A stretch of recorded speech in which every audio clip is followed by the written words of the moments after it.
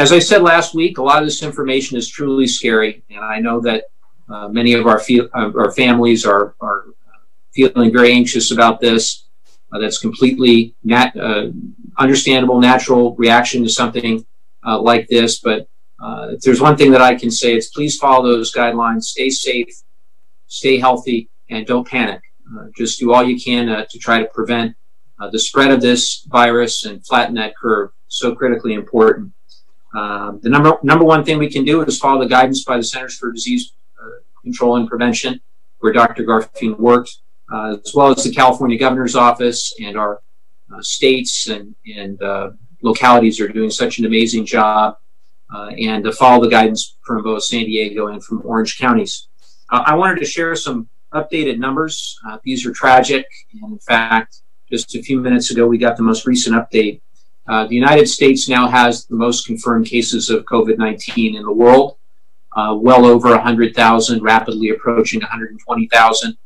We now have over 2,000 deaths, tragically, from coronavirus in the United States alone. And stunningly, that number has doubled in just the last couple of days. California, as of this morning, had 4,905 cases, 102 deaths.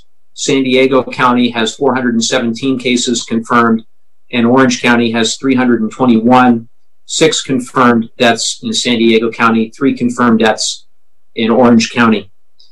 We expect, unfortunately, for those numbers to go up and April to be a pretty rough month, as Dr. Garfield will explain. Right now, we're facing 2 simultaneous crises in our country. There's an obvious public health crisis, and there's also an economic crisis. And I remain of the opinion that the only way we're truly going to deal with that economic crisis is to deal with the public health crisis. In Congress, we've passed a number of measures now to try to deal with coronavirus, 3 of them. The first, back in February, the president on February 25th February 25 came to the Congress, and he asked for $2.5 billion.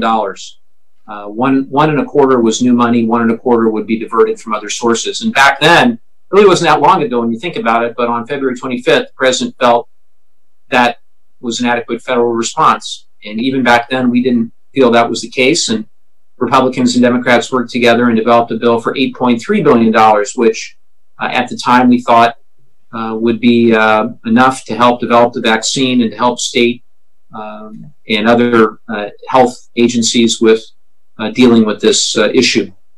It became very apparent very quickly that money wouldn't be nearly enough. And so we worked across the aisle, and we got the family's first bill done.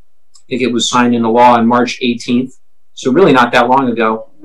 And that was a $104 billion bill that went to a lot of things like paid sick leave and a lot of resources that we thought, again, would be adequate. We soon realized, literally within a couple days, that too would not be adequate. And so, again, we worked as best we could between the House, the Senate, the administration on the CARES Act.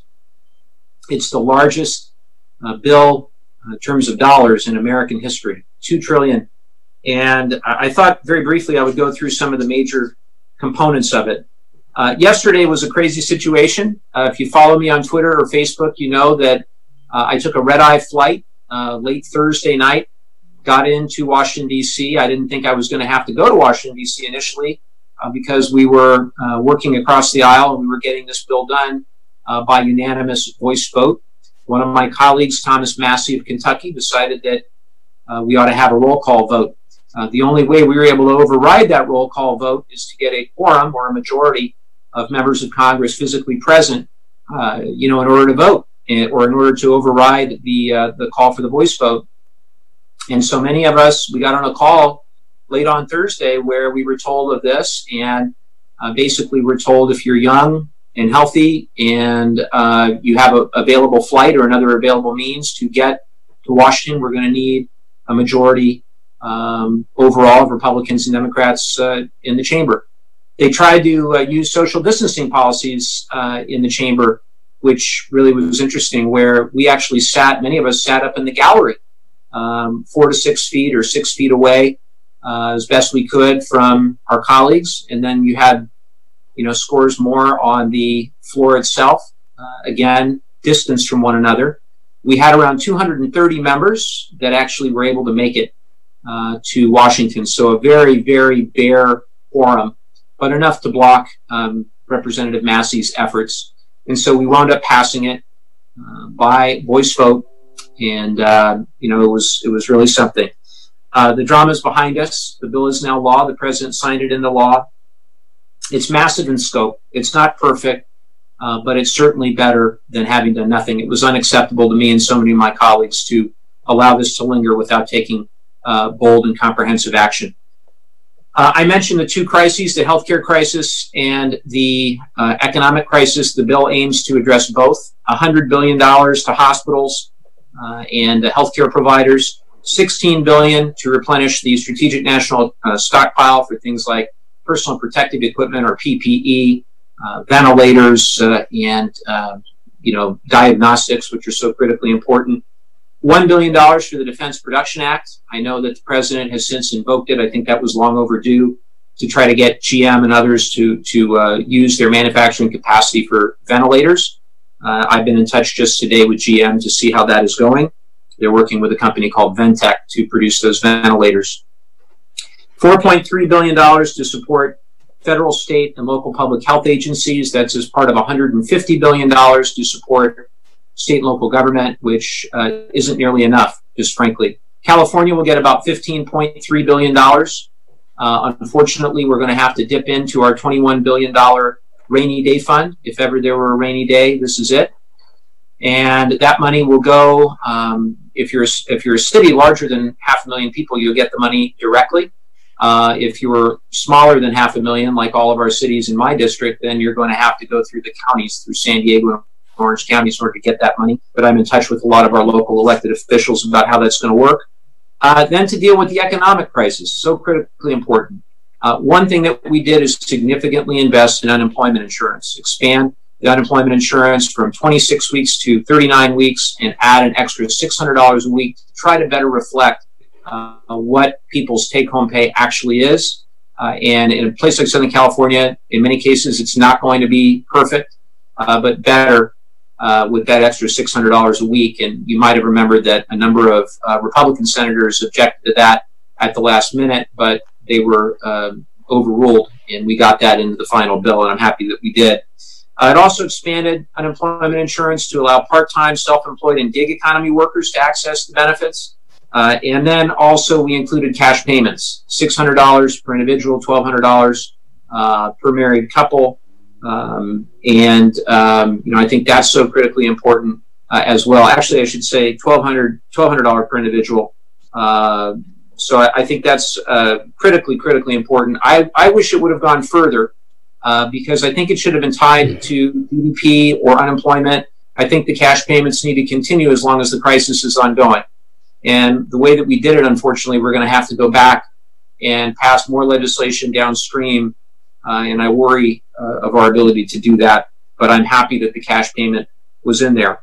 There's a huge amount of money for small businesses. Basically, small businesses are going to be encouraged to retain their employees. So many of our constituents and our workers, they have their health insurance tied to their employment. And so we want to keep people employed. And one thing, obviously, we want to make sure that they have is health insurance. So I'm happy that that happened. Also, if an employee is furloughed, they're still going to be able to have health insurance during this very difficult time. It basically works with the small businesses like a forgivable loan, so long as they use 90% of the money for payroll and for related expenses, then the loan is forgiven. It turns into a grant. The legislation includes oversight and accountability measures that I fought for, that many of my colleagues fought for, so that, frankly, Mnuchin didn't just have, the Treasury Secretary didn't just have a $500 billion slush fund. I'm concerned, though, that in his press conference yesterday, that the president mentioned he may disregard some of those congressional oversight measures. I think it's critically important that we have appropriate oversight of that pool of money moving forward. And ultimately, we're going to have to take way more action on this. I think there's already a lot of discussion around a fourth bill and what that might mean, and some of the things it might include. I have my thoughts on that, but we know that this is just the beginning, and we really are in uncharted waters, and we're going to have to work very hard as Congress in the months ahead to address this situation, both from a public health perspective and from an economic perspective. So with that, I want to turn it over to Dr. Garfien for his opening statement. Thank you, Mike. So I'm sure that was a difficult decision for you to have to get on a plane at the last minute and travel, despite all the travel warnings, so that you can participate in that House vote. And so I appreciate the added burden that this is going to put on your family, because I know for the next couple of weeks you're going to be extra vigilant about watching to see if you develop any symptoms and make sure you're not exposing your family members. So absolutely, every day. And I can tell you that my wife wasn't thrilled that I can imagine. Really, because I had told her I wasn't going to have to go earlier in the day. And it changed very quickly. But we can thank Tom Massey of Kentucky for that one. Yeah, for sure. Well, I can tell you that when I told my wife I was taking a busload full of medical students down to Baja to run a clinic when we were having all the fires in Mexico and in California, she wasn't thrilled about me leaving either. But sometimes you got to do what you got to do, and we made it back safe, and I hope the same for you.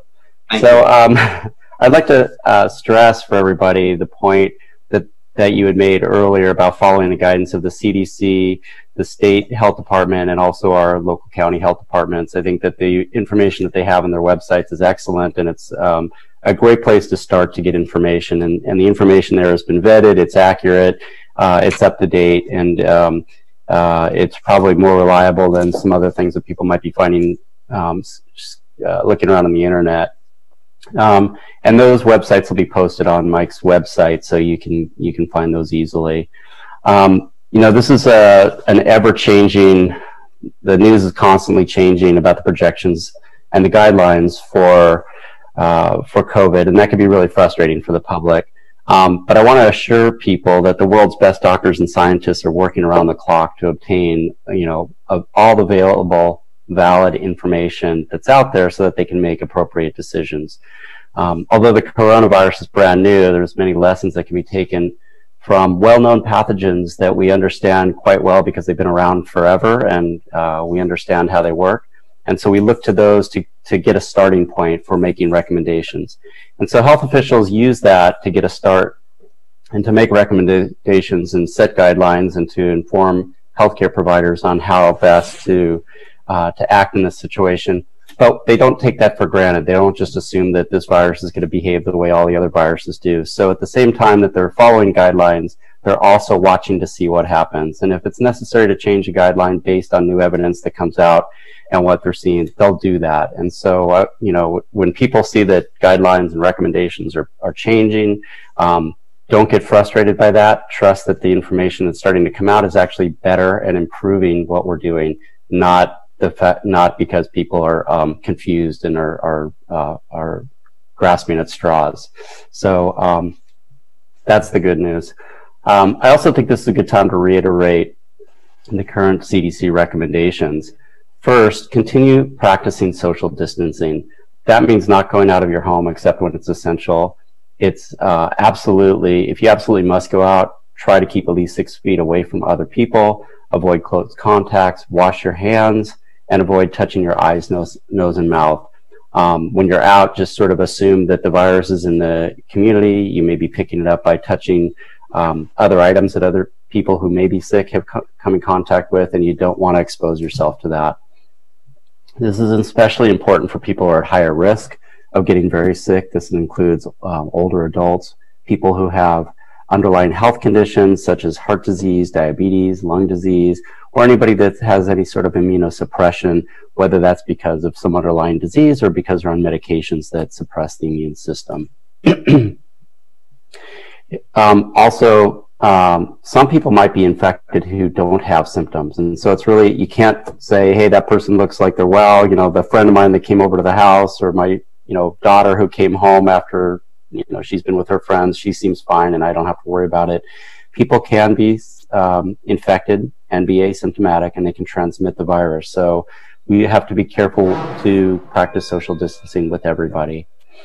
If you need food, consider ways of getting it through either home delivery, having a family member picking up for you, especially older people. If you don't have to go out, really do try to avoid that if at all possible. If you do have to go out to the store to pick up food, then just be very, very cautious about how you're interacting with people. Try to keep distance from other people. I know when I go to the market, it's a little offensive if I'm walking down an aisle and I see somebody coming at me and they turn around and go the other way. I mean, if my first thought is, oh, that hurt my feelings, but I realize that they're being careful and they're being respectful of me and as well as themselves. So I think for now we have to get used to that. We have to understand that people are trying to be very careful. Also, if you're when you're coming back from the market, make sure that you're, washing your hands, sanitizing items. I'll talk about a little bit of that later. But you want to make sure that you're not bringing the virus into your household. And if you do, that you're cleaning all of your surfaces carefully so that you're not exposing yourself to that virus. Second, there's everyday precautions that the CDC recommends. Wash your hands often with soap and water. It works very well. Especially after you've blown your nose or coughed or sneezed into your hands, or been in public places where you might have picked up the virus. Hand sanitizers containing at least 60% ethanol are highly effective, and you should use those when you can't wash your hands. And to the extent possible, avoid any kind of high-touch surfaces in public places such as doorknobs, handrails, elevator buttons, the keypad at the market. And if you do touch those things, just realize that now your hands may be contaminated with the virus, and you'll want to wash them or use hand sanitizer before you touch your mouth or face. Third, what do you do if you get sick? Well, the CDC has really good recommendations on their website. The first thing you want to do is pay attention to the most common symptoms of COVID-19, which are a fever, dry cough, shortness of breath, and body aches. If you're feeling ill, call your doctor before you go into the clinic or the hospital. Let them know how you're feeling and alert them to your condition. They may ask you to come in which case they'll be prepared for you to be coming because they know that you're on your way. Or they might tell you to stay home because you can convalesce at home. If you're not sick enough to be hospitalized, you can recover from the coronavirus at home. You don't have to be hospitalized, and it's actually better for you if you are staying at home. There's a lot of talk about masks, so we'll talk a little bit about that as well. But if you are sick, wear a mask to cover your wear a mask or cover your mouth and nose. If you do cough and sneeze, use a paper tissue and throw it away when you're done, as opposed to a handkerchief that you're going to be holding on to. Also, wash your hands after you've coughed or sneezed. As much as possible, try to stay in a specific room. This sort of goes to you, Mike. Stay in a specific room and away from other people. What are you trying to say? I'm saying that you're a hero for getting on that plane, but until you know that you're out of the woods, I think it's better to be safe than sorry, right? Yep. So stay away from other people in the household. Use a separate bathroom if it's available. And then disinfect frequently. Make sure that if there is any virus on any surfaces, it's being picked up. And then finally, when to seek emergency medical attention. If you develop emergency symptoms or warning signs for COVID, get medical attention immediately. This would include things like trouble breathing, persistent pain or pressure in your chest, being confused or not being able to be aroused, or bluish lips or face. That's an indication that you're not getting enough oxygen. Consult your medical provider if you have any of these symptoms or any other symptoms that are severe or concerning. And if you need emergency medical attention, call 911 and notify the operator if you think you've been exposed or that you have COVID. And with that, I'll turn it back to you, Mike. Thank you, Dr. Garfien, as always. Appreciate that very much. We have a ton of questions. We'll try to get through as many of them as we can. And again, if you have questions, go ahead and email us, townhallquestions@mikelevin.org. We're also streaming this both on Facebook Live and on Twitter and on our website. For those watching on Facebook or Twitter, if you post comments and things like that, we will look at those as quickly as we can. we're going to try to get through as many of these questions that were submitted in advance of the town hall to start. Dottie in Dana Point asks, I would love to hear more about how this stimulus program will be paid for. Oh, great question, Dottie. I am also concerned. There's good news and there's bad news. It's going to be paid for by borrowing money, and we're going to be ramping up our deficit this year. As it was, I believe our deficit to GDP ratio was already too high. That will easily double or go even higher. The estimates that I've seen say that our deficit to GDP ratio this year will be on the order of magnitude of 11, 12%, which will be even higher than it was in World War II. And look, long term, we can't continue to do that, but this is an emergency, and we have to do this in the near term. The good news is that interest rates are very low, so the cost of borrowing this money is much lower than it would be, if interest rates were higher. But I think the biggest challenge that I see is that, we have racked up $3 trillion of debt in this administration. When the president was running for office, he said he would eliminate the national debt within 8 years. And unfortunately, the exact opposite of that has happened. We've increased the national debt. In times of economic prosperity, I think we should have been more cognizant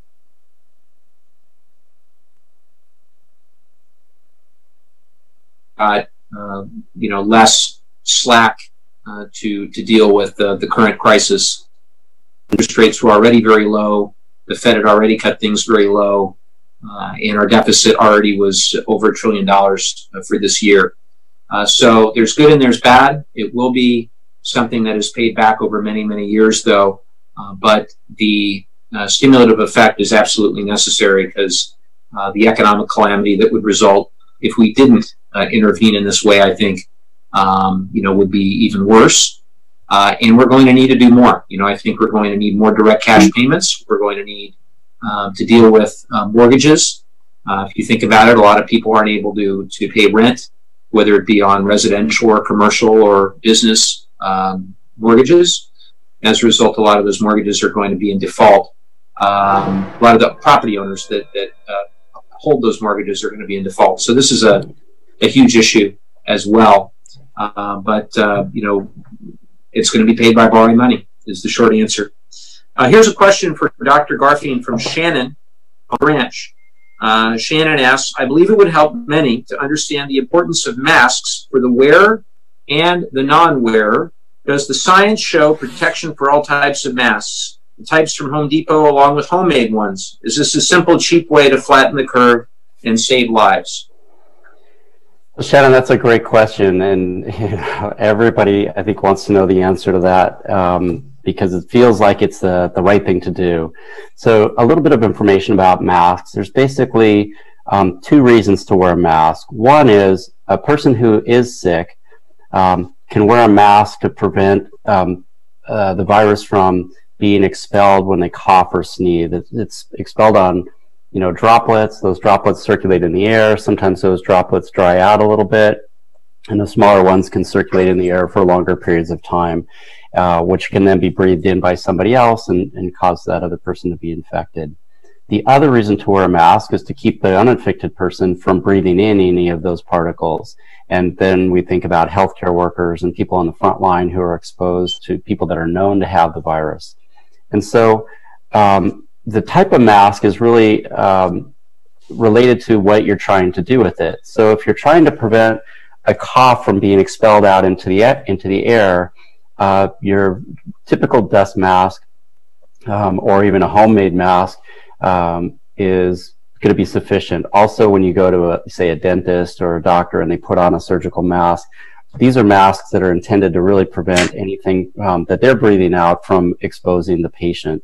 However, the pores in those masks are not as small as the masks in the mask that a healthcare provider should be wearing to prevent them from inhaling the virus that might be in the air. And those we typically, the most common ones that people think of are the N95 mask. The pores in them are very, very small and should block out most virus that might be circulating in the air. So unfortunately, there's not enough of these masks to go around. The masks themselves can become infected or contaminated with virus by people coughing or breathing in them, or if a doctor's wearing a mask for long periods of time, the virus is hitting the mask, it's just not going through it. So the virus is on the outside of the mask, which is why they need to change them frequently to make sure that they're not contaminating their hands if they touch the mask and then touching a patient or something like that. So because they're seeing multiple patients throughout the day, they're changing their masks throughout the day, a doctor might go through 10 or 15 masks easily in a day. And it's not just doctors, it's the nurses, it's the other ancillary staff that are helping to take care of patients. So the demand for these masks is very, very high. So if you hear about shortages, it's because we want to make sure that the people on the front line that really need the protection have the masks that they need. And so we're trying to be very careful about using them. And I know that there are efforts to increase the production of masks, and the president has worked to get more masks put into the supply, and they're getting sent out to healthcare facilities across the country. But we still have to be cautious of how many are being used, because there are still more patients that are people becoming infected, and the burden on the healthcare system is increasing. And so we need to be careful with those. Thank you for that, Dr. Garfien. Letitia in Oceanside asks, I'm a healthcare worker at a local hospital. My kids are older and can stay home and care for themselves, but this is not the case for a lot of my coworkers. They're having to make the tough decision, either stay home with their kids or go to work and care for patients. What can you do to make sure my coworkers receive free childcare so they can go to work and take care of our sick patients? Letitia, that's an excellent question, and many of us, myself included, fought for in the third bill, the CARES Act, free childcare for the parents or for the children of emergency personnel and healthcare personnel. That ultimately did not make it into the final package. It was one of the many things that I wish we would have done, and I think we're going to go back and try again with the fourth stimulus. To the extent there's good news in that stimulus package, it is that many of the child care providers themselves can qualify as small businesses for all those small business incentives to try to stay open, to try to be able to keep people on payroll. And what I would also say that's positive is a number of states and localities are taking it upon themselves to provide that free childcare. I know the state of Colorado is now doing that, and I'm sure California is looking at it as well. I think it's so critically important because you're absolutely right. We need our medical professionals to remain on the front lines, and childcare is tough for everyone, but particularly tough for those who have to sacrifice their own health and safety for the health and safety of others on the front lines of this pandemic. So your point is very well taken. From Paul in San Clemente, we're forced to close our business. Sorry to hear that, Paul. But our landlord is still forcing us to pay the full amount. Besides going in debt for loans, what should we do? I asked for prorated, but they scoffed at it. First thing I would say is that Governor Newsom just issued an executive order that authorizes local governments to halt evictions for those that are affected by the coronavirus. So, our office could certainly help you look at that.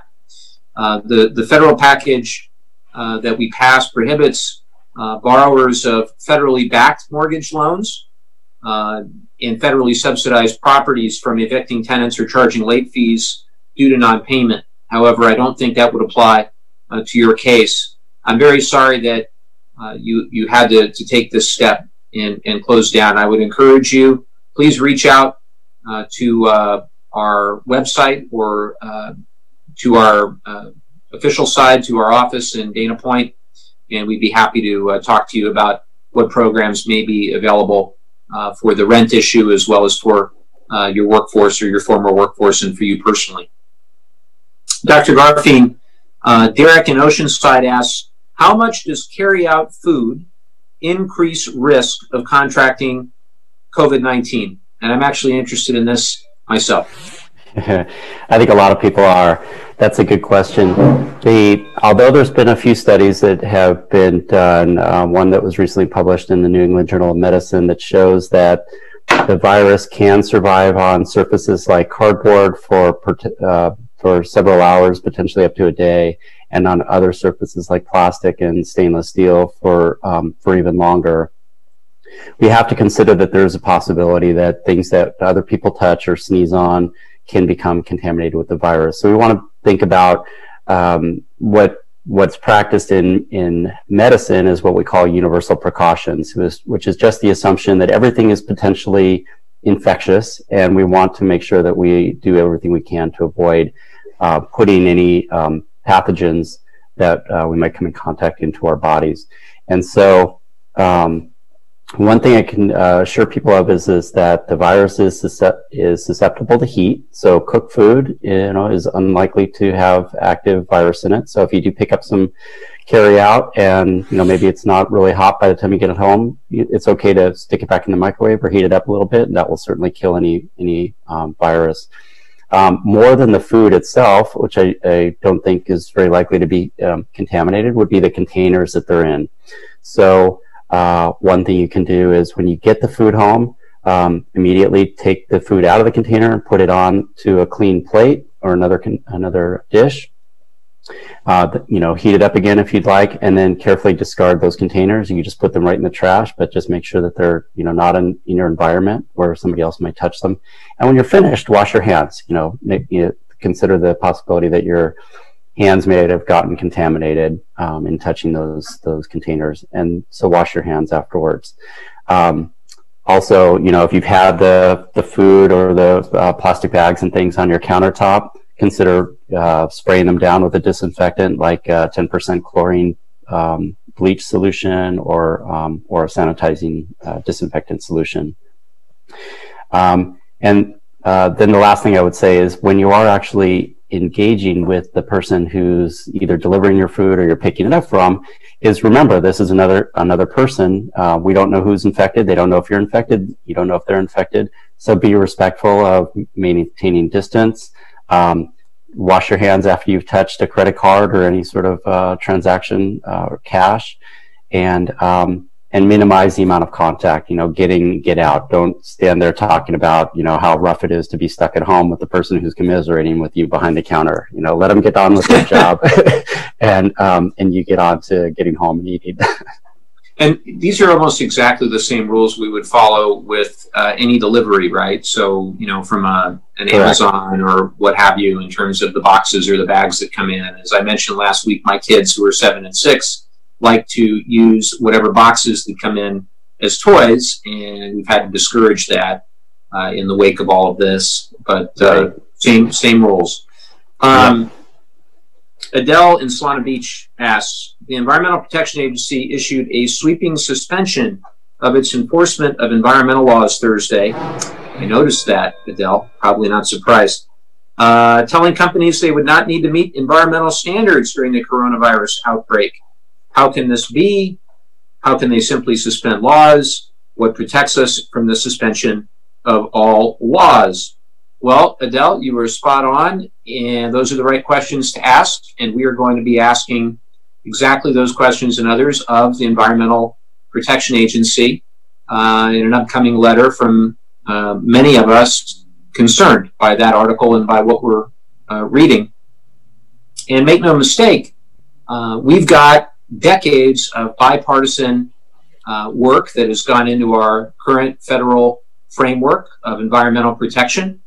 The Environmental Protection Agency was created during President Nixon, his administration, and broad bipartisan consensus around the creation of the Clean Air Act and Clean Water Act in Congress. And on down the road, for decades, we've had strong bipartisan support for clean air and clean water. And I hope we still do. I hope that's still the case.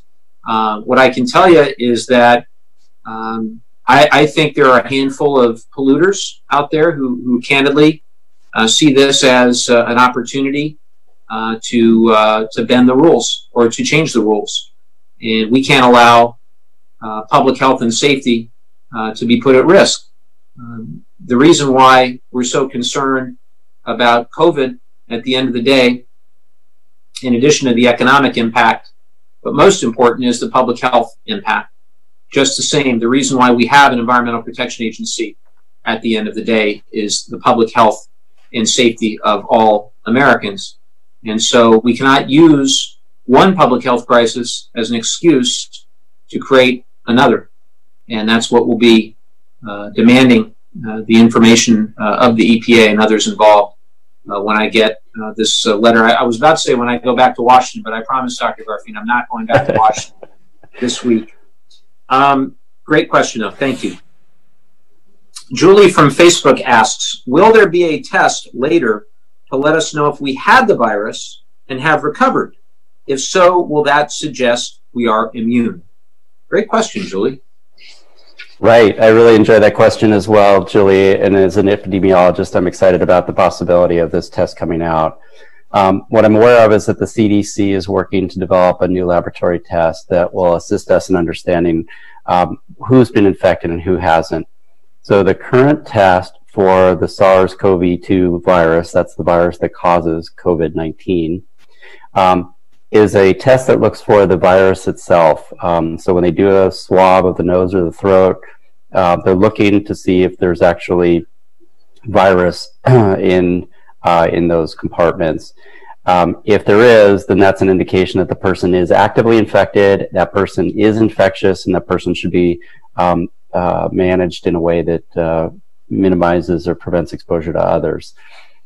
However, when the body responds to viral infection, it responds by producing antibodies, and that's what protects us from becoming infected again. It also helps us to fight off the initial infection. This is the purpose of vaccines. Vaccines are designed to stimulate our bodies to produce antibodies that will fight specific infections. So there's some good evidence from other coronaviruses that when you do have antibodies, it is an indication that you're protected and you won't become infected again. And it also means that you won't be transmitting the virus to other people once the viral test comes up negative. The nice thing about these tests is that they're very, very useful in helping us to tease out who's susceptible, who could become infected, who's actively infected, and who has previously been infected and is now immune. We don't know how long the immunity will last. We know for the short term there is a protection, and so those people can go back to work and go back to resuming their lives and presumably, go on to helping to take care of people that might currently be sick without risking being sick. What we don't know is whether or not that immunity will last a few months or a few years or a lifetime. We'll only know that with more time after this pandemic ends. Thank you for that. Anne asks, how do homeless folks get shelter if they don't have a home? Well, I would say there's a few things here. One is that San Diego and Orange counties both have set up temporary facilities. I know San Diego has set up Golden Hall and the Convention Center as temporary facilities to house people, to get them off the street. I also know that for those that are symptomatic, there are a bunch of motels that are being discussed and hotels that they're trying to set up for people that are symptomatic. Just same in Orange County, I know there are facilities in Fullerton and in Santa Ana that have been set up on a temporary basis, and then there are hotels as well for those that are symptomatic. What I would also say is, on our website, we have the links to San Diego County and Orange County. More information will be posted there with regard to this. The county websites will post more information with regard to these challenges. The other thing that I'm looking at in addition to the homeless population is preventing additional homelessness, and that's where the mortgage and rental assistance is so critically important. I would have loved to see a nationwide moratorium on all eviction and foreclosure. What we were able to do in the CARES Act is we were able to say for any of the federal programs, FHA and Fannie, Freddie, VA, and the others that will not evict people prematurely or during this crisis at all.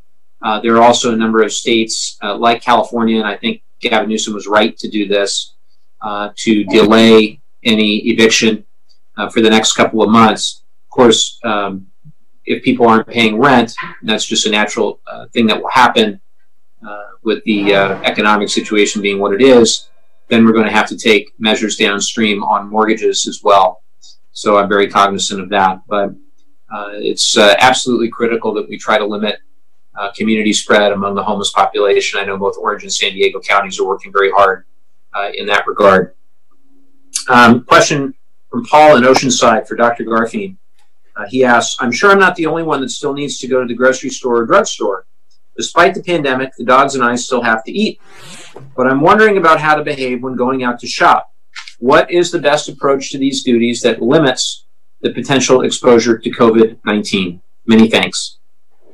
So, Paul, that is an important question that a lot of us have. I think, number one, don't go if you're sick. If you're having symptoms, see if you could find somebody else that can go for you, a family member, a neighbor.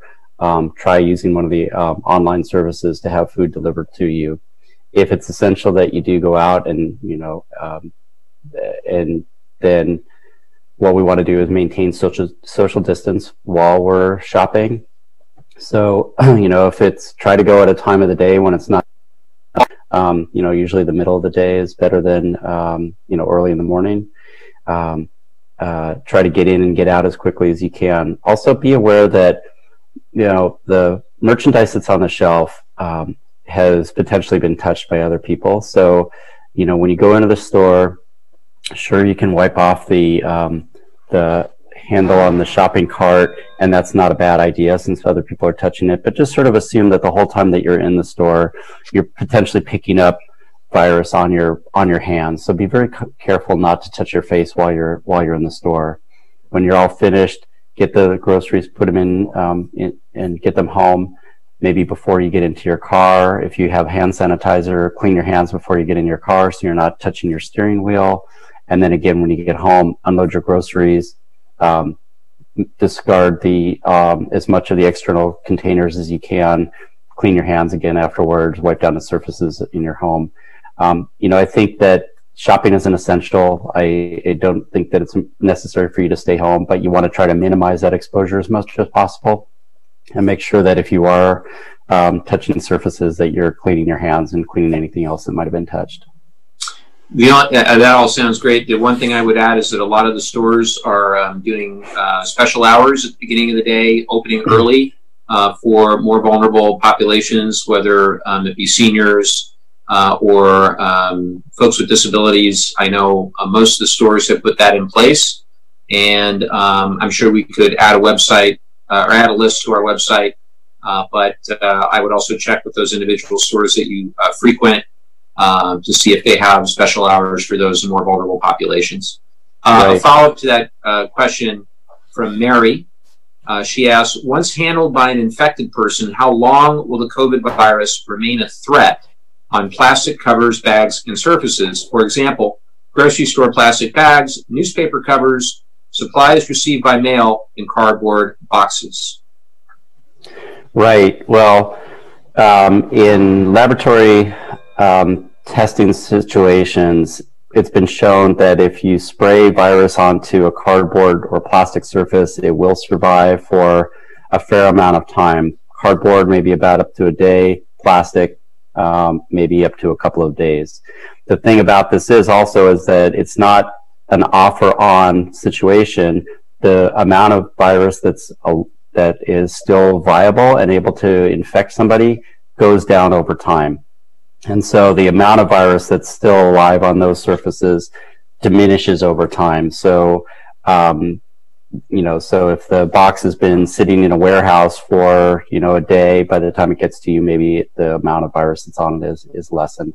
But I think you want to be careful to, minimize the amount of contact that you have with those surfaces, especially if you think that there's a high probability that somebody who is infected touched them. And so, as we sort of talked about before, discard the outside containers. So I know a lot of us will take our own grocery bags into the market, and right now it's probably okay to take home the the paper bags or the plastic bags that they're bringing you, instead of keeping this cloth bag that you take back and forth. That way, at least when you get them home, you can discard those. The other thing is, if you put those materials out in the garage and you leave them there for a few days, it's probably any virus that was on them is going to die, and so you can reuse them at that point. But we don't know exactly how long that would be, so best to err on the side of caution. Thank you for that. A few different people asked, what can we do when we see groups of people who are not complying with social distancing orders? I presume they mean better than yelling at them or something like that. Well, throughout our district, each of the cities have put different orders in place. Most of the beaches, I mean, the reason we all live here in such a beautiful place is to go to the beach. And right now we're not able to go to the beach in virtually the entire district. And I think that's a good thing, frankly. I think that, I was on a run down in Dana Point Harbor fairly recently, and I saw people out there surfing as though nothing was going on. And so I do think that was appropriate because it turns out people don't voluntarily adhere necessarily to social distancing measures. So they have shut down a lot of the different parking lots for parks and beaches and things of that nature to try to discourage or try to encourage the adherence to social distancing. I would say if you see something that really violates the compliance with that, that you should call your city or you should call your local police department. The non-emergency number, of course. But that's what I would do just as a concerned citizen. And, if nothing else, they can refer you to the appropriate people that can at least look into that and handle that. But this really is an unprecedented thing. I saw the cover of the UT the other day had a guy that was busted by police for surfing, something I never thought in my life I would see, having grown up here. And I hope we get back out there very, very soon. But for right now, please follow those guidelines. Klaus in Del Mar asks, the company that I founded has 46 employees, most of them in San Diego. Our business is down by 90%. I'm sorry to hear that. With our current resources, we can survive a few weeks. We feel we have a great obligation to our employees who built this company, and we need to preserve their talent so that we can restart strongly once the crisis is over. We would urgently need an unconditional zero-interest loan to allow us to do so. Is Congress considering measures that could get such a loan in our hands very quickly? Yes, we are, and we have, and we did. There is a website, disasterloan.sba.gov/ELA, where you can apply for an emergency loan with the Small Business Administration for exactly this type of thing.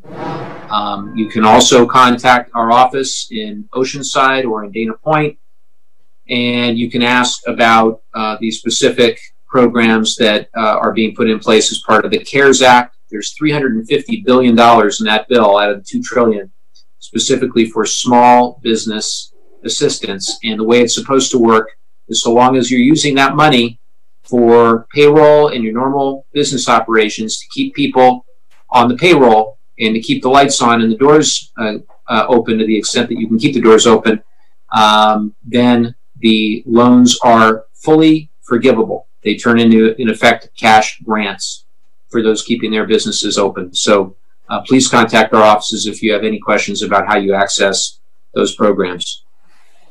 From Mary and Barry in Oceanside, they say, thanks for holding these virtual town hall meetings.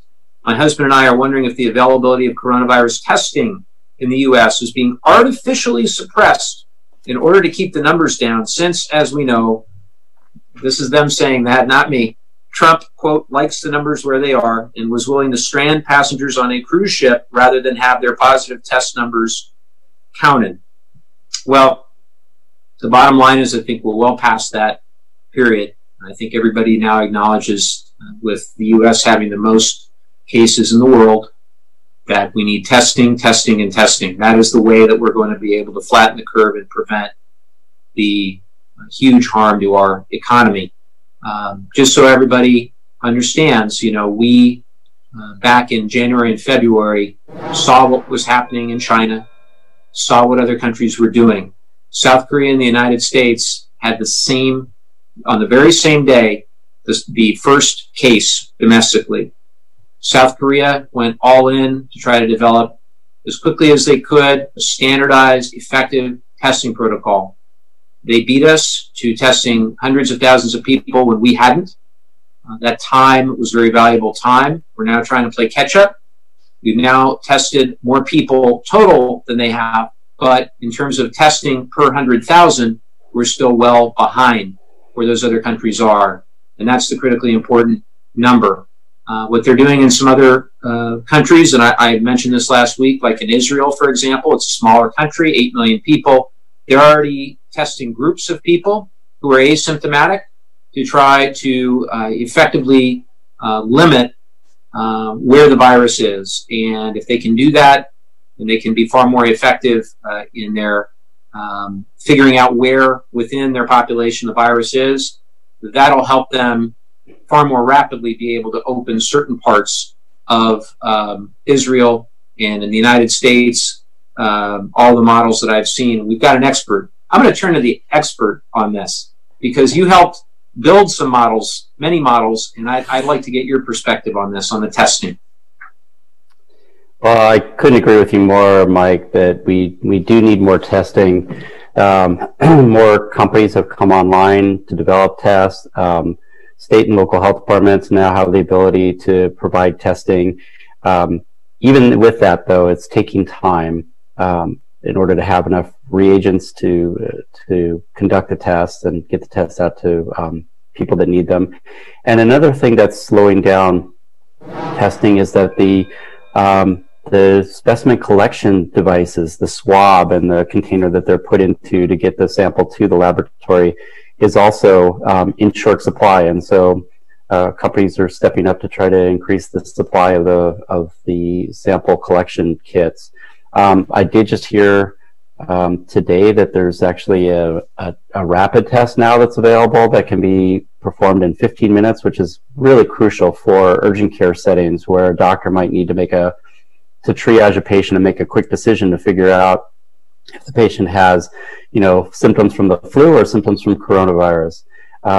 We've always had a test for the flu, and so when somebody is seen in a clinic who has symptoms, it's very easy to do a flu test to rule flu out. But if the flu test is negative, that doesn't say for sure whether or not it's coronavirus, and so we need those coronavirus tests as well. I think they're coming. I think that the testing is increasing.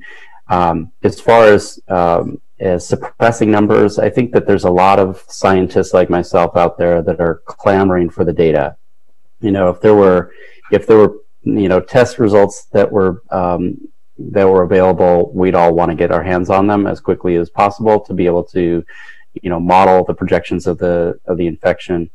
I don't think that there are tests that are being that are not being used for any nefarious reason. I think that there's actually a legitimate shortage of tests, and so doctors and healthcare settings are doing the best they can to make sure that they have tests available for those that are in greatest need, and that's changing. So I think that people may have heard, so and so went to see a doctor and they thought they had coronavirus, but they didn't get tested. As more tests become available, we'll hear less of those stories, and the criteria for who gets tested will change over time as the pandemic evolves and as more tests become available. But I think that we need to be confident that our healthcare system is doing the best they can with the resources that are available. Thank you for that. Tom in Oceanside asks, says, the other night we heard on the CBS News the U.S. government has 35 million surgical masks and 12 million respirators in stockpile. The government released 1 million to our 3 million health workers who are running short. What do you know about this? It makes no sense to me. Well, a couple things. One is the Strategic National Stockpile, I think we now know, didn't have enough supplies. We weren't ready for anything on this scale. And I think they're playing catch up right now to do the best they can with the supplies that they have. They are never going to fully eliminate supplies from the Strategic National Stockpile because you never know when you're going to have a terrorist attack or a natural disaster. But nonetheless, I think they need to do a lot better. Frankly, I haven't been very impressed with the head of FEMA and some of his more recent discussions on this, and I think they need to ramp it up. We also sent billions of dollars for the administration and for FEMA and the appropriate entities to buy more supplies for the stockpile. We've sent them billions of dollars with the second bill and the third bill that I mentioned. The CARES Act sends them $1 billion and billions, and then it also has the Defense Production Act in there where the government can directly use the Defense Production Act. We give them another $1 billion to go buy stuff under the Defense Production Act, and I'm encouraged to finally, after many days of delay, see the president invoke it for ventilators. And no more messing around saying we don't need the ventilators. I don't think anybody thinks that Governor Cuomo meant that we need them today.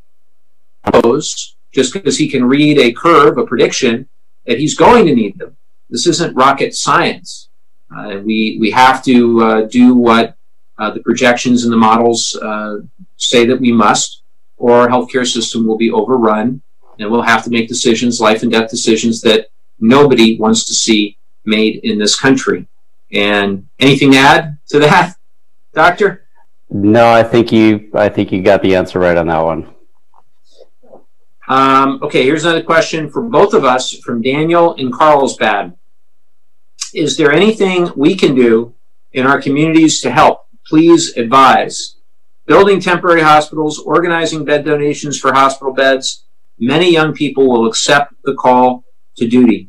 Well, thank you for that, Daniel. The distancing and the other guidelines that Dr. Garfi mentioned.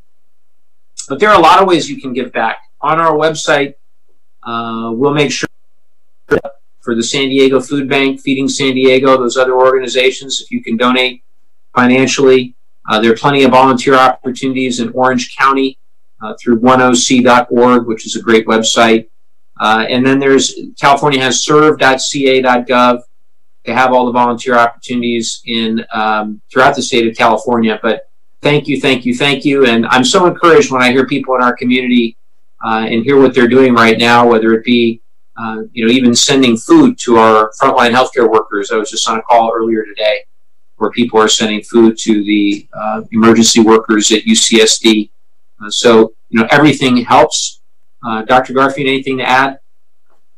I agree with you on that. I think that there are places that need extra assistance. They're having trouble finding volunteers because people are being told to stay at home, frankly, and they're not sure if it's safe to go and volunteer at these organizations. But I think that the organizations have prepared for these activities. They're making sure that people are practicing safe practices to ensure that their volunteers aren't being infected, and I think it's a worthwhile cause. I think the other thing that people can do, and I agree with you, Mike, I really appreciate knowing that our community, our neighbors are all trying to do what they can to help, but it's a confusing time. It's hard to know what to do. Healthcare workers are going to work every day, and they're coming home, and there's always that risk that they might be exposing their families. And so anything that you could do to support a healthcare worker, a doctor, a nurse, a staff member who has an essential position where they have to go to work, or emergency medical personnel, firefighters, they're always at risk of bringing something home to their family, and there's a risk to their family. And so if there's something that you could do to make their life a little easier, I've even heard about some families where the kids have gone to live with a family member or a relative so that they're not there where the healthcare worker is coming home every day. It's not what we'd like to do. I know how much your kids mean to you, Mike. It would break your heart if you couldn't be with them. And I know people feel that way too, but I think that other people have realized that, they'd rather have them safe than to risk. And then the other thing I would just say is that people need to eat. A group of my friends and I have been preparing meals on weekends for a men's shelter in Carlsbad for the last few years. They have cooks there throughout the week, but they don't have anybody to cook on the weekends. And so if volunteers come in and bring the food and cook, it gives a meal to those men so they don't have to go other places to get it. And so we debated whether or not we should do it now, but we feel like the time is still important, so we're doing this tomorrow night. But we've scaled down our crew of cooks, so it's going to be a skeleton crew, so we're not on top of each other, and we'll take all the necessary precautions to minimize any risk to us or to the residents that we're going to be serving. So I encourage that is awesome. To do what they can. Very cool. Very cool. Thank you so much for that. Question for you, Doctor, from Parissa. She asks, is our region setting up separate medical tenting and bedding like Washington State is doing? Is this something we can have our region start doing in preparation? It's a great question. Yeah, it is a good question. So 19 out of the 25 hospitals in Orange County with emergency departments have set up surge tents. I know UCSD is doing the same, trying to handle the capacity in the best way they can. Governor Newsom has signed Senate Bill 89 and Senate Bill 117, budget bills that provide $500 million in general fund monies to help California fight COVID-19 and authorizes an increase of up to $1 billion. Part of this funding will increase hospital bed capacity and purchase medical equipment to combat the coming surge in COVID patients. Also, the federal government is providing 8 mobile field hospitals, also known as federal medical stations, to California. The Cal OES is deciding whether where these should be deployed and when, and you know, they've been encouraged to and health officials have been health officials have been encouraged to request these resources and make them available if offered. What I can tell you about that is, you know, we've got a couple things. One is we've got the hospital in San Clemente, which shut down a number of years ago and is sitting there vacant. You know, I know there's that project has been very controversial for some time. I'm sure there'll be strong feelings on both sides about it, but I know there's discussion going on between the state and the people that operate or did operate that facility. Because, you know, it's sitting there vacant and it may be a good site, it may not. I don't know. They have to look at the physical plant there. Just the same, we've had property owners that have come to us with commercial buildings, and they've said, we're happy to use our 25,000 square foot building, vacant building for temporary hospitals. So we've routed all that to Cal OES, and they're having those discussions. If anybody watching, if they have facilities that they think might be useful for that purpose that are vacant, you know, obviously let us know, because it's going to take an all hands on deck approach to make sure we have the beds necessary.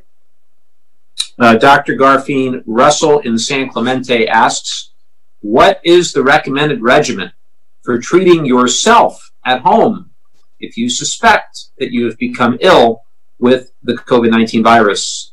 I assume Tylenol for fever. What other therapeutics should we have available at home to take? Right, that's a great question. So the coronavirus is a virus, and viral infections can't be treated with antibiotics like bacterial infections can. So we really have to rely on our bodies to fight off the virus by producing antibodies and ultimately fighting the infection. There are some medications, and we'll talk a little bit about that more later, I believe, that are being tested as antiviral medications. But for now, the best treatment is really just taking care of yourself at home. And so with the fever, there are some medications that can be used to reduce fever, like Tylenol. There's been some concern about using ibuprofen or Advil because of some data that came out of the China experience where there might be some concern that these kinds of medications might be harmful. But at this time, the FDA is not aware of any scientific evidence connecting the use of what's called non-steroidal anti-inflammatory drugs like ibuprofen, that they might worsen the COVID-19 symptoms. The agency is investigating this issue further and will communicate that information when if anything comes out. But at this time, there's no advice against using ibuprofen. Tylenol is certainly safe as a fever reducer. The main thing is get your rest. Really take it easy. Don't try to push it. Rest as much as you can. To treat the symptoms, you can take a hot shower or a bath to ease the sore throat and cough. Drink plenty of liquids. And I know that some people will take medications that might have some alcohol in them, or they might, rely on some old family recipes of a little whiskey with some lemon and honey or something that might be soothing. And, I wouldn't tell people that that's not a good idea, but I think we want to take those kinds of treatments in a very limited quantity, I think, because, alcohol is not good for your immune system, and so you don't want to do anything that's going to decrease your ability to fight off the virus. So that's not what they mean when they say 60% alcohol kills the virus? Yeah, you want that on your skin, not on inside your body. Got it. Right. Okay, good to know.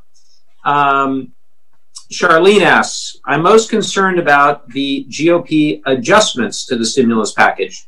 Please make sure that fossil fuels, attacks on our environment and wildlife are not being implemented. Thank you for all you do. Well, I agree with that, Charlene. And it's very interesting what happened.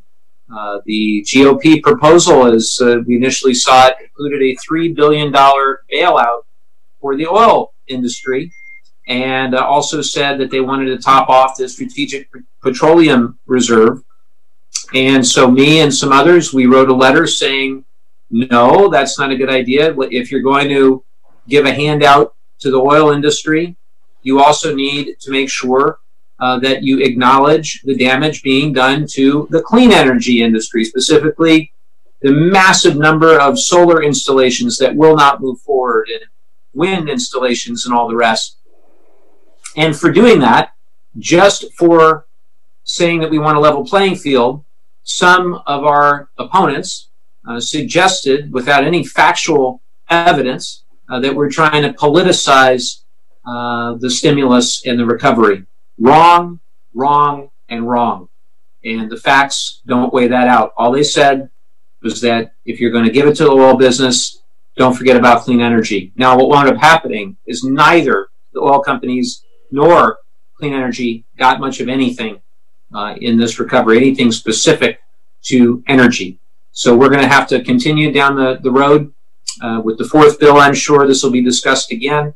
And I'm, as we said before, I'm concerned with the EPA flouting the environmental safeguards that are in place from a public health standpoint. Thank you for the question.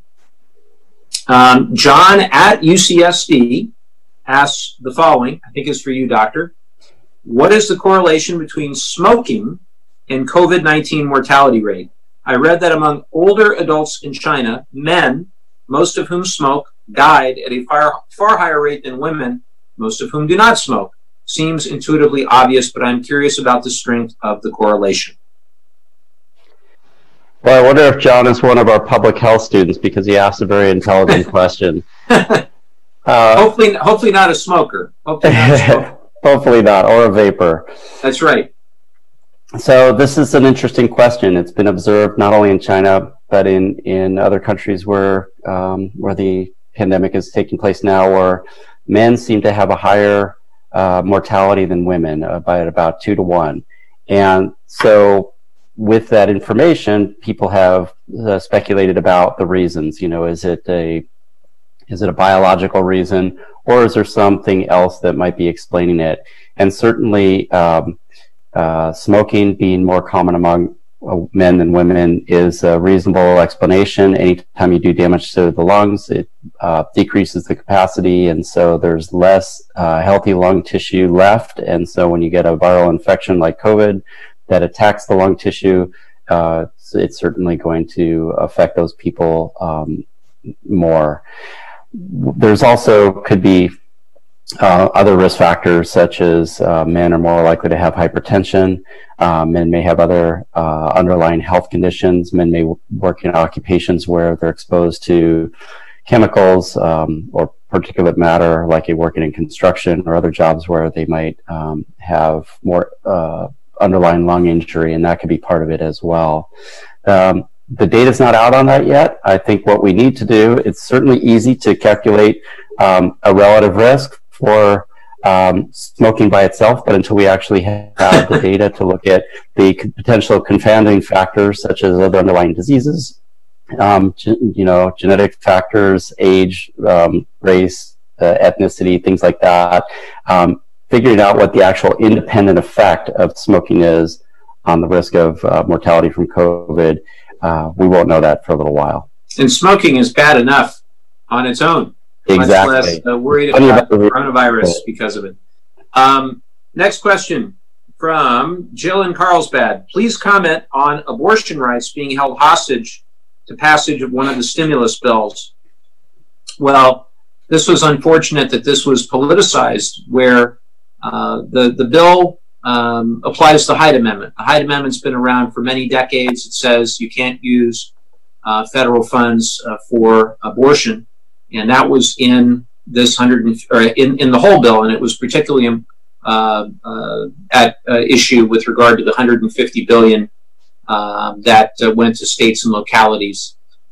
The way I see it, it's just very unfortunate that this became a political issue, because at the end of the day, this bill was so critically important to move forward. The last thing that we needed to do was be, ginning up partisan political attacks. So the Hyde Amendment is in the bill.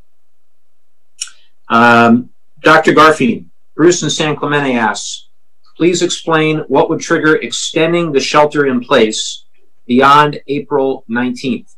Could it be extended for over 1 month? And some places are extending it longer and other places are not. You want to comment on that? Yeah. This is where those models are really very important.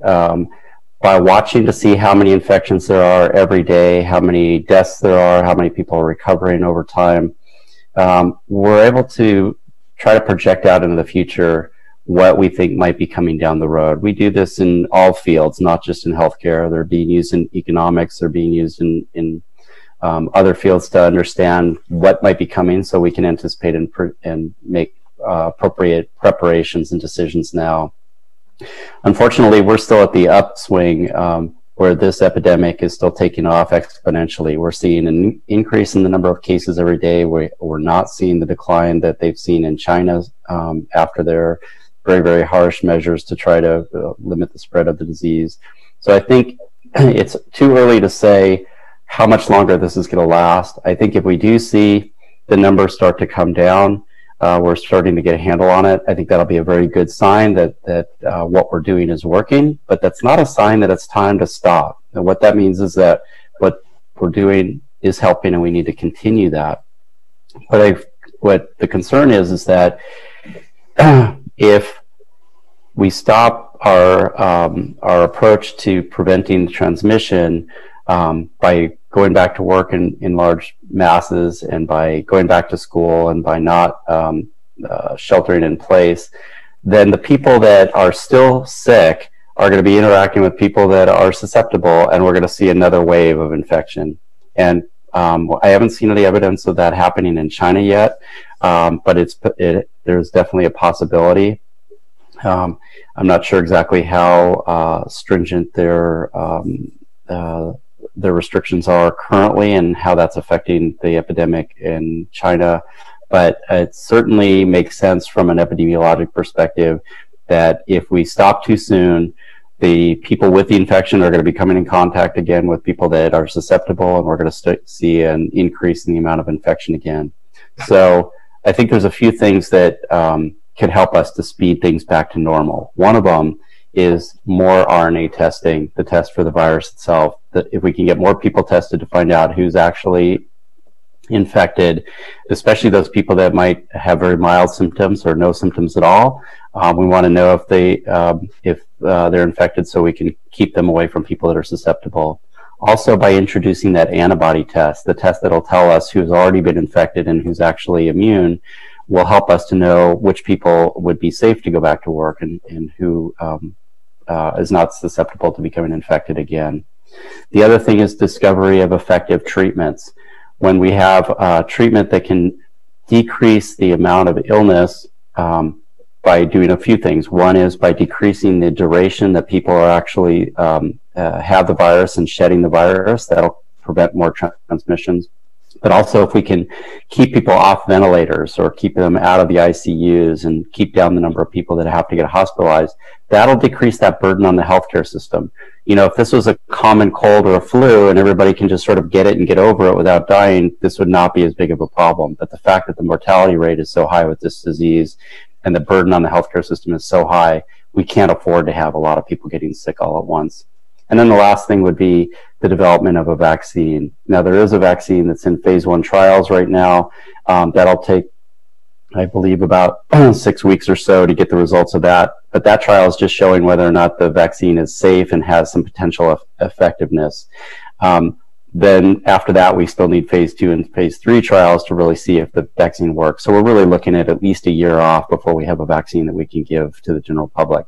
Now, it's worth pursuing that, because with the vaccine, we'll also be able to get people back to work sooner, because you know, instead of worrying about that second wave, we can vaccinate the susceptibles and then let people get back to their routine lives without having to worry about that group becoming infected. So I think we need to keep on with what we're doing and working, you know, working with the scientific community to advance these developments that are going to help us to get back to work sooner. Excellent, excellent. And I'm really proud to represent an area where we're doing a lot of that work and kind of on the bleeding edge of a lot of the diagnostics and the therapeutics and the vaccines. So, you know, onward, and I want everybody to be successful. So critically important that we kept the NIH and NSF budgets robust. Absolutely. Those were under attack, you know, for the last few years as well. Don't forget the CDC.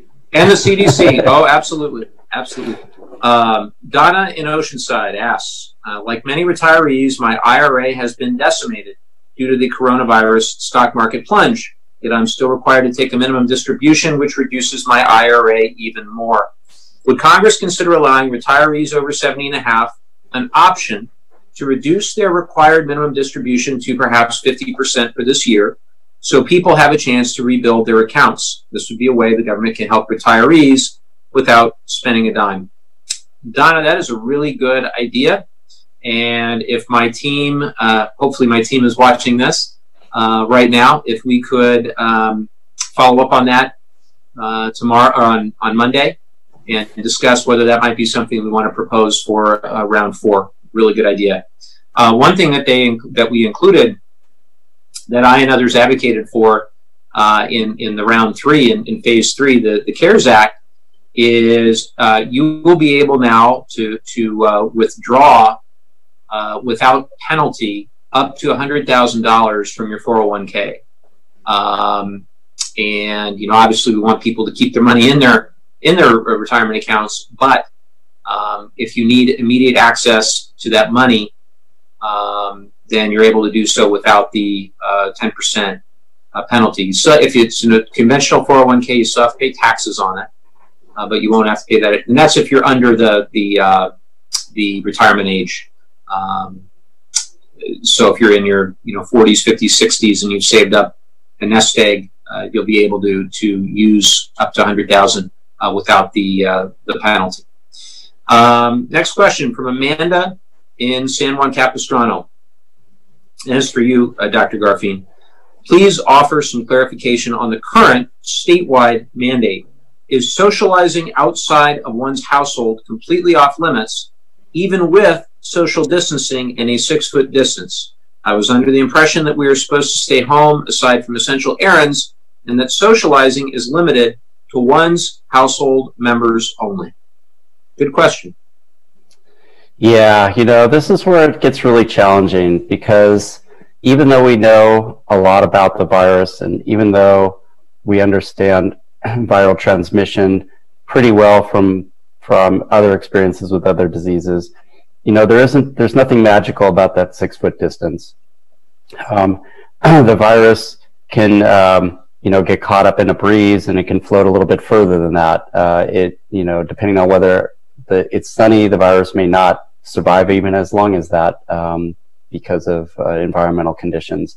So I think what we have are some general guidelines here for what we know is good practice to minimize the chances of transmission. And so, giving people a number that they can work with of 6 feet is helpful. It's not a magic number, though. And so I think when we start to talk about socializing outside of the household, people getting together, as they're walking their dogs or jogging, naturally, we can sort of keep a distance, but then it's like when you're, accidentally getting a little bit closer, or somebody coughs or sneezes, or there's a little bit of a breeze, is there a chance that we might actually, be being exposed to the virus?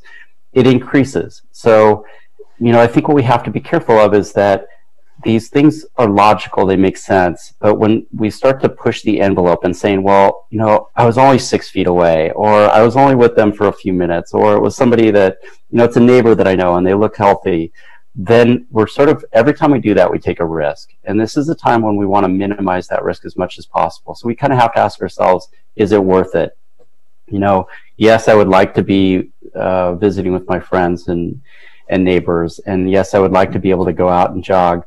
But, every time we do that, we run the risk that something could happen. And just as an example, I think that it makes sense to be able to go outside and get exercise. It makes sense to, stay fit. And whether that's by cycling or running or taking the dog for a walk, or I like to surf, and so I like to get out there too, is there a chance that when we're doing those activities, we might encounter somebody in a way that we weren't expecting, whether it's, bumping into them at the, in a parking lot, and we end up getting too close because we're jogging, jostling around a car, or all these joggers all of a sudden coming up to a stoplight and they have to wait for the light to cross. And now you've got, a dozen people huffing and puffing right in the same area. We don't know if that increases the likelihood of the virus, spreading further than 6 feet. So I think we have to think about these things. And then, another situation is, if somebody gets hurt during one of those activities and they require assistance from strangers, whether it's an emergency medical professional or a bystander, now all of a sudden they're being put into risk, or you might be putting yourself at risk because you don't know if that other person is infected. And so I think we just have to kind of be rational about this. I know we can come up with lots of logical reasons why it's probably okay, but maybe it's better if we err on the side of caution and try to say, what, this is going to be difficult for a while, but it's a sacrifice that I think if we all are willing to make, we're all going to get through it sooner. Thank you for that. I was texted by one of my staff members that as part of the stimulus bill, that there may have been some relief with regard to required minimum distributions for IRAs. So I will find out that answer, and we will post it, or we will get it out there. I tell you, it was an 880-page bill. They gave us a day to read it. I skimmed all 880 pages as best I could, it's quite a bill. I'll just say that. John in Carlsbad and Sharon and Dana Point, I guess, asked the same question. Has Trump signed and authorized the Defense Production Act? And if not, are there alternative tools that Congress can undertake in light of Trump's inaction? Well, the Defense Production Act is something that was a law long ago, several decades ago, so he didn't have to sign anything. He just had to invoke it. He had talked about invoking it, but hadn't actually done so until this couple days ago yesterday, when he compelled GM, General Motors, to produce ventilators. And I think, yes, I think he should use the Defense Production Act to whatever extent he can to try to fill the gaps in ventilators or PPE or anything else that's necessary to keep people alive during this public health crisis. So I'm happy he did that.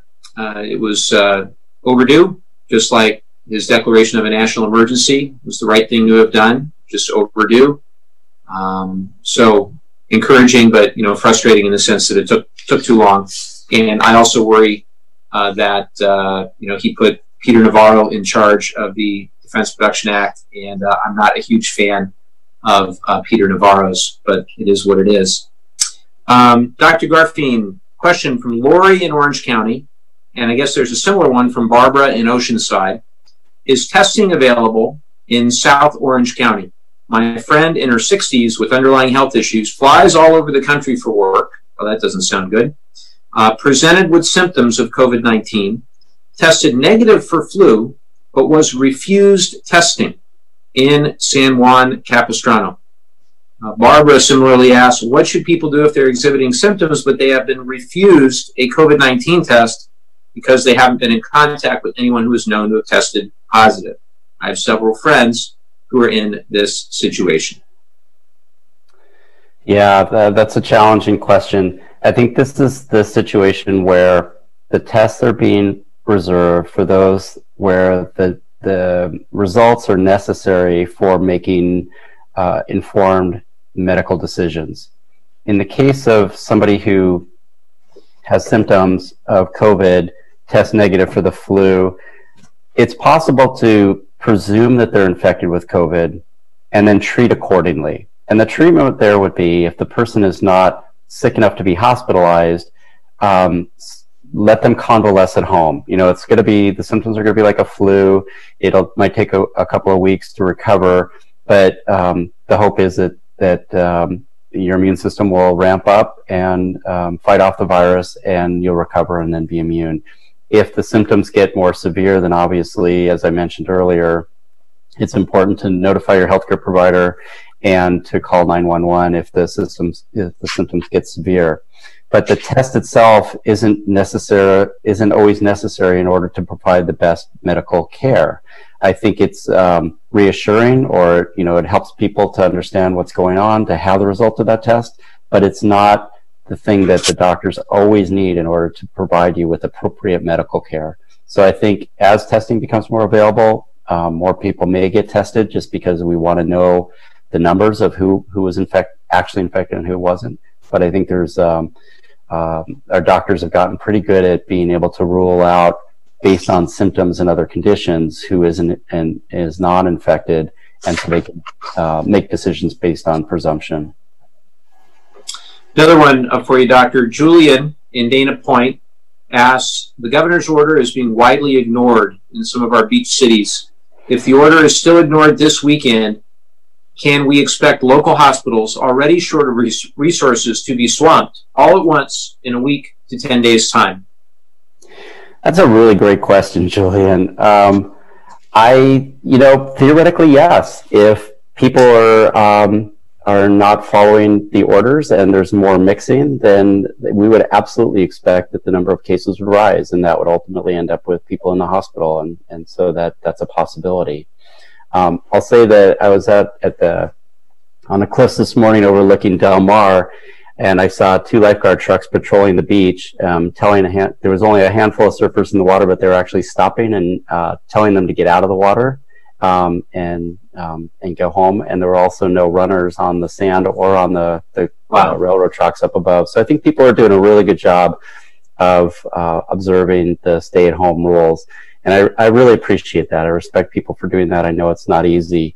And I think that, the other thing that we should also be thinking of is that I know it's easy to go stir crazy being stuck at home all the time, but maybe we can take this as an opportunity to sort of do the things that we always said, gosh, if I only had, a day when I didn't have to be at work, I didn't have other things to do, I would do whatever this is. So this is a good time to, find a good workout video. There's plenty of them online. Practice some yoga, do more meditating, or, take that guitar that's been sitting in the corner of your apartment and, learn how to play it. There's good YouTube videos to teach you how to do it. So rather than think of this as this time that we're all being imposed upon and we can't live our lives the way we want, try to look at this as an opportunity. What else could you do that you wouldn't have the ability to do if you were at work every day? So I guess I'm a glass half full guy, try to look on the bright side. I organized the pantry, Doc, and that's something I've wanted to do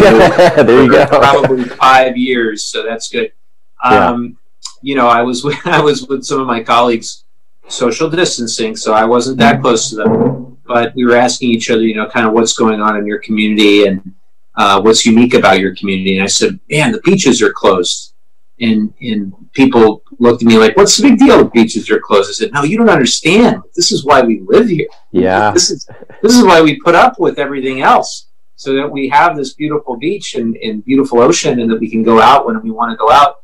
So this is really, this is a big deal. First time in my lifetime that that's ever happened. And I hope that, it's not the new normal. Yeah. I agree. Well, my prediction is that when all this is over, we're going to have a flurry of garage sales, because all of us are cleaning out our garages. We got to do something with that, and I'm sure there's going to be a lot of people that could use a deal when this is over as well. That's it. Yeah, that's a great prediction. Jack in Carlsbad asks, Philips in Carlsbad is manufacturing ventilators. Can we waive licensure so ventilators can be deployed to senior housing residents with rapid-fire specific training, so that residents can be isolated in their residences without overloading hospitals? That's an excellent question.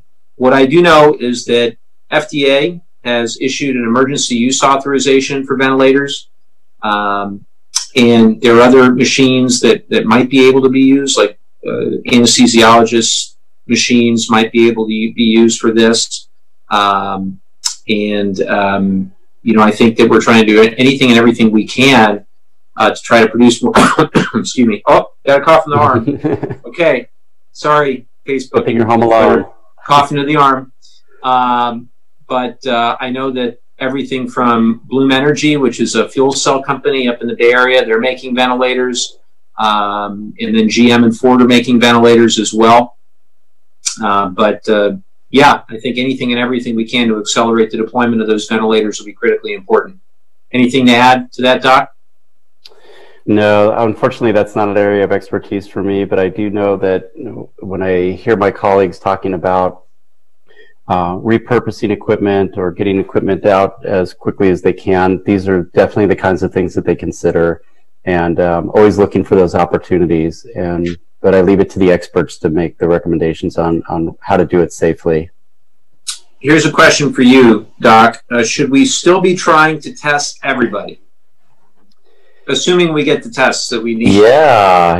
Yes and no. Yes, it's good to know for the purposes of really understanding the magnitude of the outbreak, and for posterity purposes, the more we know about how widely the virus has been spread, we'll learn from that, and that will help us in the case of future pandemics where something similar comes around. The more we learn from this experience, the more better prepared we'll be for future circumstances. That was one of the things that we practiced a lot in the Epidemic Intelligence Service when I was at the CDC, is conducting these investigations, writing them up in great detail, publishing them, making it publicly available so that we learn from these experiences, and then we have something to go by when something new comes along. So I think testing will be very helpful in that regard. I think that testing also is valuable in helping to understand, who's at risk and who's not, so we can more rapidly move ahead in getting back to our day-to-day lives.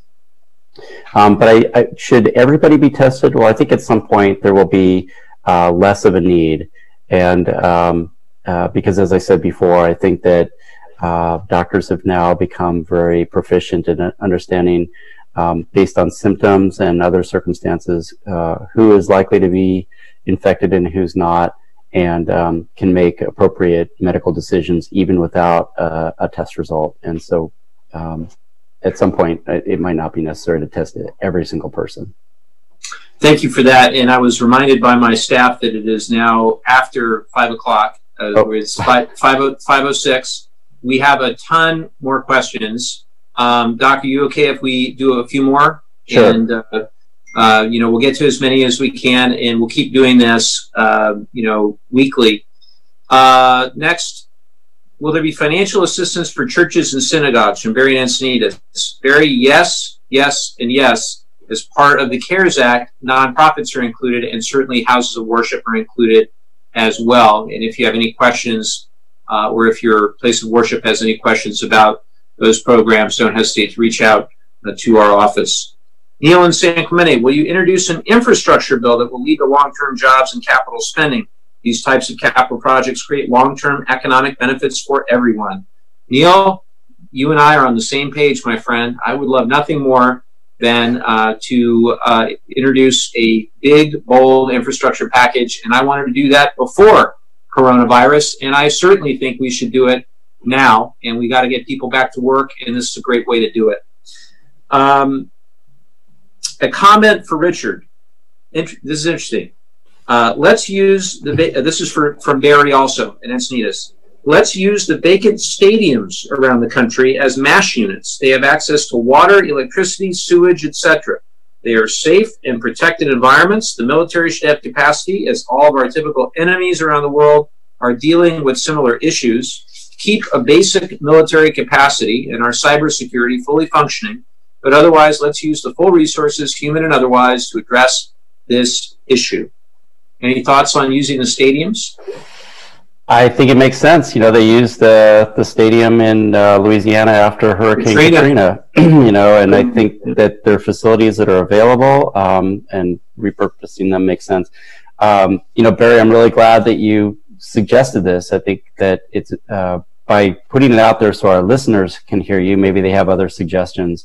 I think this is an area of expertise that I have, but I think that it makes sense. And I know that anything that we could do for improving surge capacity is great. I know UCSD and the county have been looking for places where they can shelter patients when the hospital beds get filled up. And you know, the more capacity we have, the better. So great idea. Thanks for suggesting that. Stephen in Dana Point asks, doctors and nurses very much lack masks, hazmats, and ventilators. Trump has wasted last 2 months. Where are we now? Who is in charge to solve these shortages? This is the biggest bottleneck right now. If we have plenty of protection supplies plus social distance, we should be much better.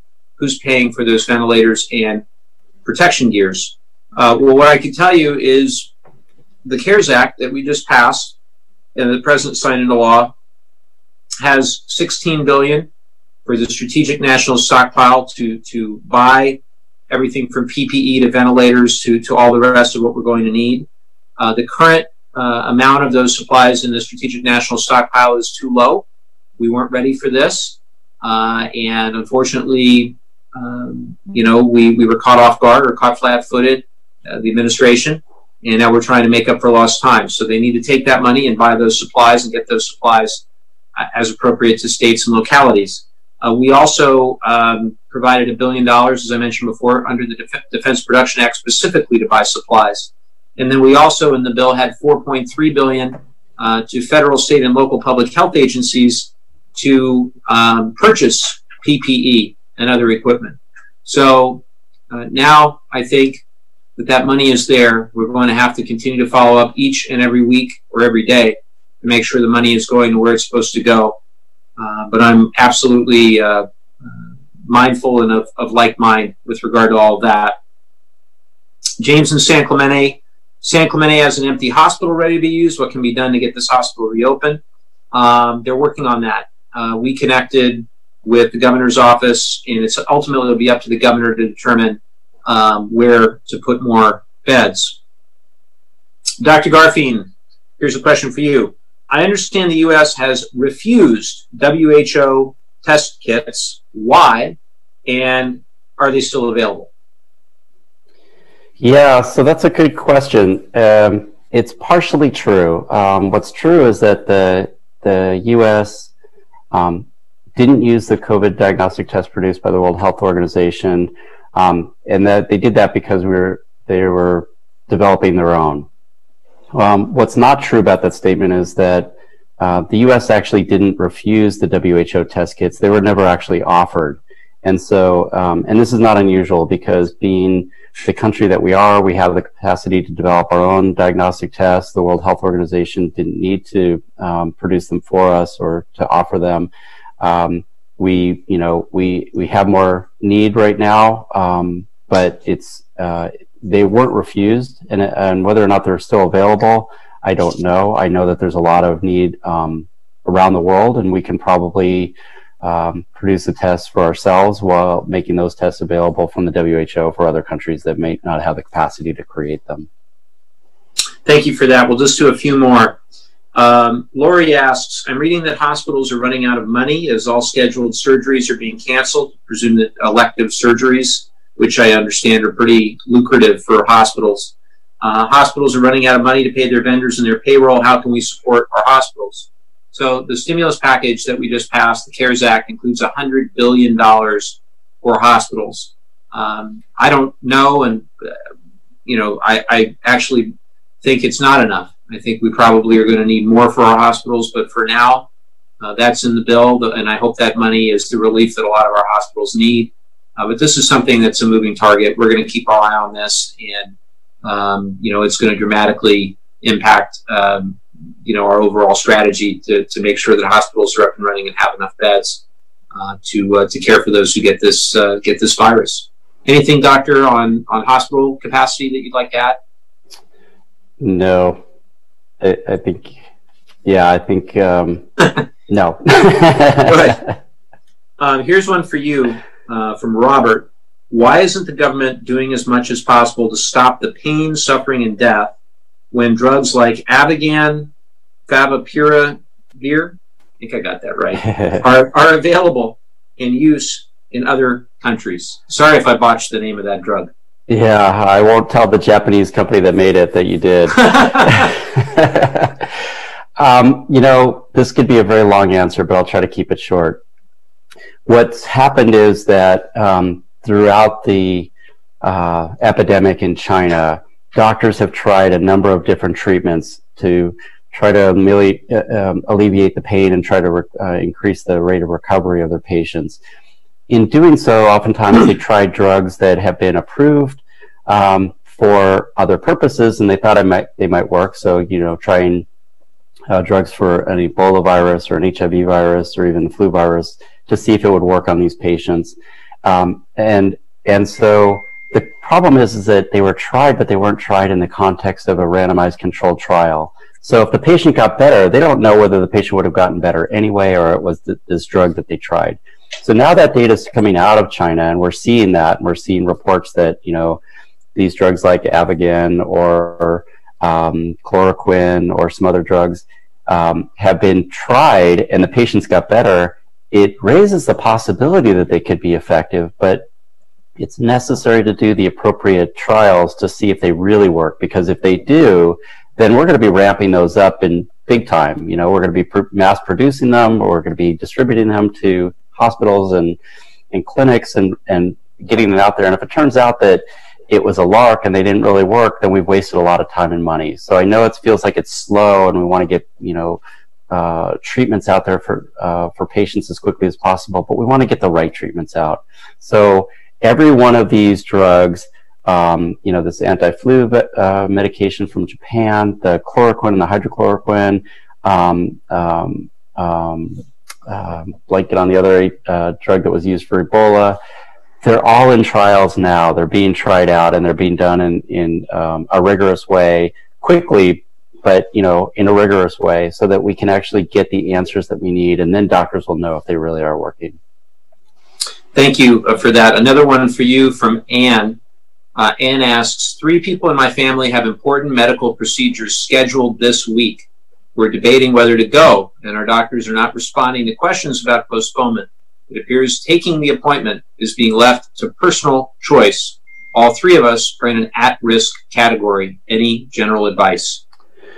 Yeah, and I really empathize, and I hope things work out for you. This is a difficult situation, and I understand how hard this is. I think the thing to do is talk to your doctors openly about your concerns. Ask them what precautions they're taking to protect themselves and their patients.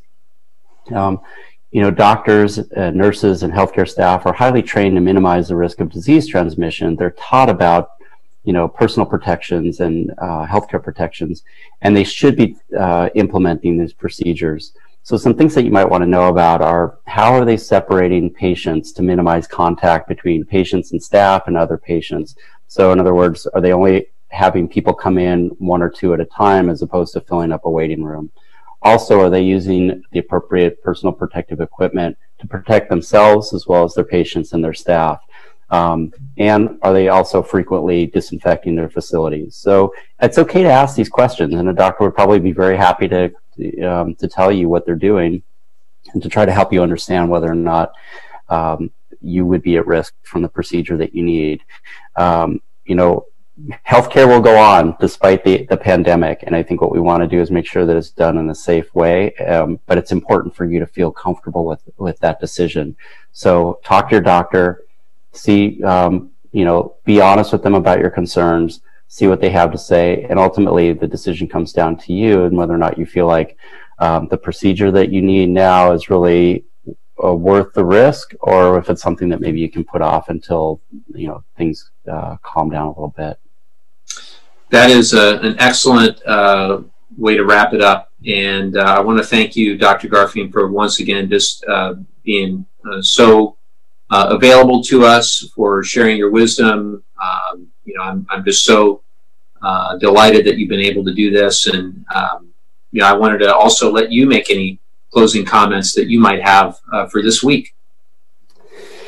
I'll just keep saying it again and again. We're all in this together. I think that the social isolation is, it's an appropriate measure. I think if we can stick with it longer, give our healthcare system the opportunity to treat the patients that really need help and take the burden off of them, then we're all doing our part. And I appreciate what our political system is doing to try to help the country to survive this pandemic. It's unprecedented, and it takes everybody pulling together. And I think that this is where government really has a role to play. We all trust our government to do their part to take care of us, and we have to do our part to take care of each other. So thank you. Thank you again for that. I want to thank everybody again for tuning in.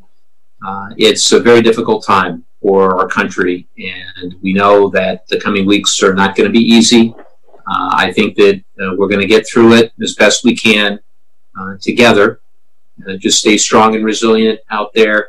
I particularly want to give a shout out to a number of my friends and colleagues that have been dealing with coronavirus, specifically our good friend Steve Padilla from the Chula Vista City Council and the California Coastal Commission, who's been hospitalized, who I believe is stabilized. Our friend Will Rodriguez Kennedy, the chairman of the San Diego Democratic Party, who was hospitalized recently and now is, to my understanding, is out of the hospital, which is fantastic news. And then, a number of my colleagues who have tested positive, including a couple of good friends of mine, Ben McAdams and Joe Cunningham. Ben from Utah and Joe from South Carolina, two great fellow freshman members. So guys, please get well soon. I know you're staying at home. And to another very dear friend of mine, Mark DeSaulnier, who's a congressman from the Bay Area, who did not get coronavirus, but nonetheless is critically ill up in the Bay Area. Mark, we're thinking of you and praying for your recovery as well. I also want to thank my great team, everybody that made this possible, our live streaming team, our great campaign team. As I mentioned, we've got all sorts of resources at mikelevin.org, which I hope everybody checks out. I hope this was informative. I hope you learned something. And I know there were just so many questions that were sent that we couldn't get to. That's why we're going to keep doing these. And we'll keep doing them for as long as this tragedy continues. And just stay safe out there, stay healthy, and thank you so much for tuning in. Take care, everybody.